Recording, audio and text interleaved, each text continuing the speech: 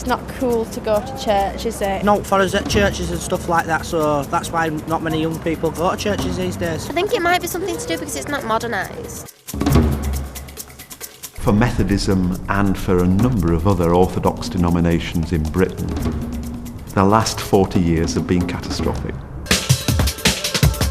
Sometimes churches are really long. The preacher's just reading from the Bible and it gets real boring. It's good like this because then we get to do all this stuff and like street dance and body pop. Mostly when we're in the church we don't get a chance. It gets kind of boring. You just sit there, all you know is just you're going to sit there, stand up a couple of times to sing a hymn, sit down again and then you go home. I don't believe that young adults and young people are any less religious now than they ever were. What I believe is that the religious organisations like churches simply don't connect. All the news from Breakout 2008. My name's Fiona. And my name's Andrew. Let's get started with some music.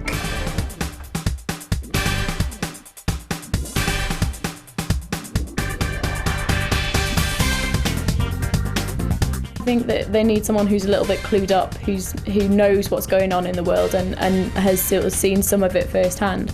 But somebody that young people can engage with. You know, young people talk to young people, we open up to each other, and therefore it makes sense for it to be a younger person.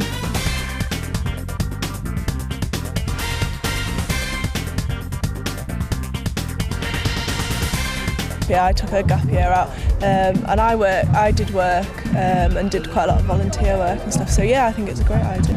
I've been thinking about gap years, before I got to uni, so that'd be really interesting, yeah.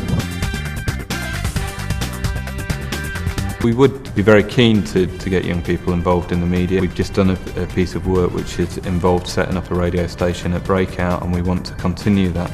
But it might be journalism in terms of newspaper, it might be how we use the internet as well. So the opportunities to develop different strands of work where the church can be seen to be part of that and to give them qualifications with it is really important. Again, this is the flexibility of the scheme, but it's not to say every young person on the scheme has to do the same course of training, but it's about, at their interview, determining where they're wanting to go in the year, what they might want, and then we can seek out what training is going to be most appropriate and support them in that training. If one of the district youth enablers is interested in arts and drama, then we will be looking for an arts and drama course. If homelessness is an issue, well, maybe we give them a placement to work in one of the homeless centres. Youth crime, well, actually let's go into some of the young offending institutes and do some work there. The opportunities are massive.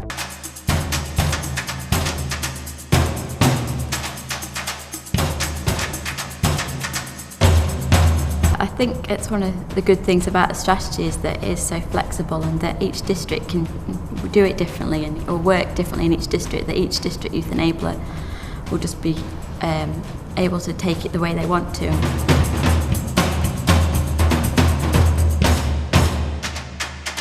I know one of the districts, Wales, even within the district it's really diverse. You've got the inner city, which is known for being quite rough, and then you've got the valleys, which are completely different again. If we feel that it's a massive issue that the church as a whole should be addressing, then we want that to come through to the national event to Breakout, where each region will be invited to present a key issue for them.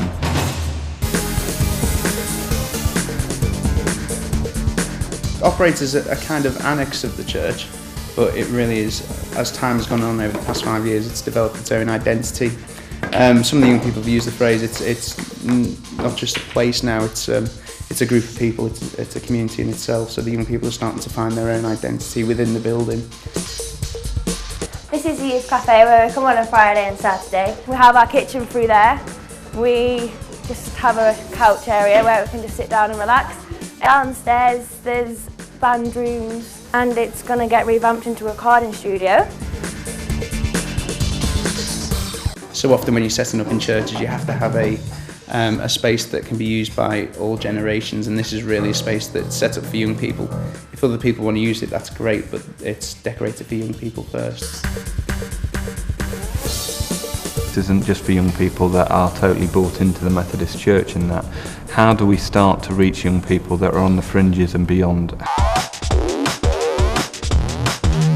Yeah, just get the youth more involved. I mean, our church has started youth services where they get all the youth to just run the service, one youth to act as the minister, just kind of thing. A lot more outreach to young people, music, sports, drama, inviting more to the festivals, you know, anything like that really. Sports mainly though.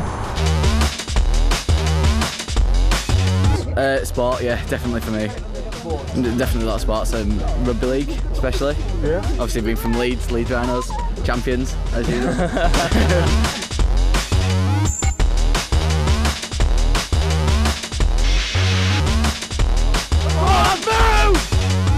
When I became involved with this youth group, there was nothing new here other than it was majority of the people that came were the children of church-going families who it was expected that they should go because it's the good churchy thing to do. And a lot of the parents said, we like them going to the youth group because it keeps them involved with the church. That's not youth work, that's babysitting.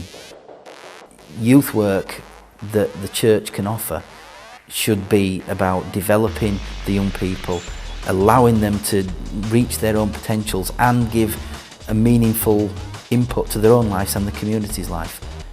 Second to that, if they develop a faith, if they are interested in the church, then great, then you can lead them down that path. He said, oh, you know, why don't you come along and sort of see what we do at this youth group.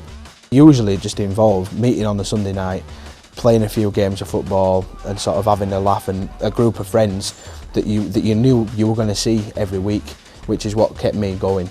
And I mean, the big turning point for me was actually my first MAYC weekend, and I just remember going there and seeing all these people that were all there for the same reason. They were there to have a laugh, enjoy themselves, and at the same time they were there to sort of strengthen their faith or even find it.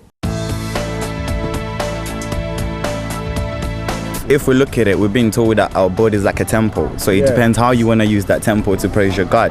If you want to pop, lock and drop it and praise your God, you go for it. If you want to stable and sit down, you go for it. Most people want an act of worship that they feel that they can contribute to, and to use common parlance, receive something from.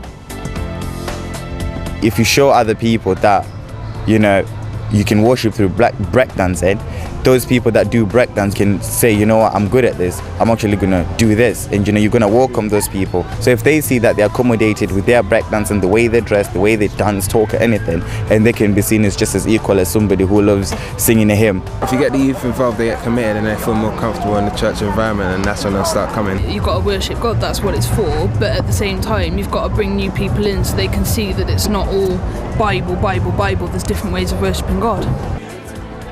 The idea that the worship life of a Christian is simply located around what happens from 10 o'clock to 11 o'clock on a Sunday morning is nonsense. And I think that, you know, the youth participation scheme needs to feel free to develop new forms of belonging and fellowship and church and own it as church. I was just thinking, in 5 years since I've been working here, I've seen what can happen as the church has released a bit of its control and let young people start to make decisions, and the potential that's released in the young people we work with.